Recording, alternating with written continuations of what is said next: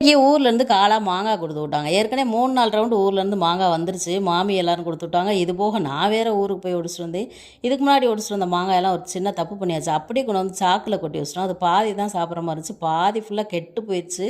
என்னடா பண்ணுறது அப்படின்னு யோசிச்சிருக்கல. அப்போ தான் தெரிஞ்சவங்க சொன்னாங்க, இது வந்துட்டு வைக்கப்புல் மேலே போட்டு அது மேலே கொஞ்சம் புல்லை தூவி விட்டால் மாங்காய் எல்லாம் நல்லாயிருக்கும், ஈவனாக பழுக்கும் அப்படின்னாங்க. சரி, இந்த டைனிங் டேபிள் வந்துட்டு ஒரு ஓரமாக சும்மா தானே கிடக்கு, அதில் வச்சுருவோம் கீழே வைக்காமல் அப்படின்ட்டு டேபிளில் ஃபுல்லாக கீழே வைக்கப்புல்லை போட்டு மேலேயும் மலை சாரல் மாதிரி கொஞ்சம் புல்லை அப்படியே தூவி விட்டாச்சு. ஒரு 2-3 நாளில் வந்துட்டு எந்த மாங்காயுமே கெடாமல் நல்லா பழுத்துரும் அப்படின்னு சொல்லிட்டு ஒரு ஐடியா சொல்லியிருக்காங்க. பார்ப்போம் 3 நாள் கழிச்சு எப்படி பழுத்துருக்கு அப்படின்றத நானும் காமிக்கிறேன். அதுக்கப்புறம் கல்லாம மாங்காய் ஃபுல்லாக எடுத்து கீழே வச்சாச்சு. எதுக்கு நான் நாளை காலையில் ஃபுல்லாக அப்படியே வாஷ் பண்ணிவிட்டு வத்தல் போடலான் இருக்கேன். பாதி கல்லாம மாங்காய் வத்த போட்டு பாதி மாங்காய் வந்துட்டு ஊறுகாய் போடலாம் அப்படின்னு ஒரு ஐடியாவில் இருக்கேன். நாளை காலையில் தான் இந்த ப்ராசஸில் இறங்கணும். அதனால் அதை அப்படியே பொத்துனா அப்படி கீழே கொட்டி வச்சாச்சு.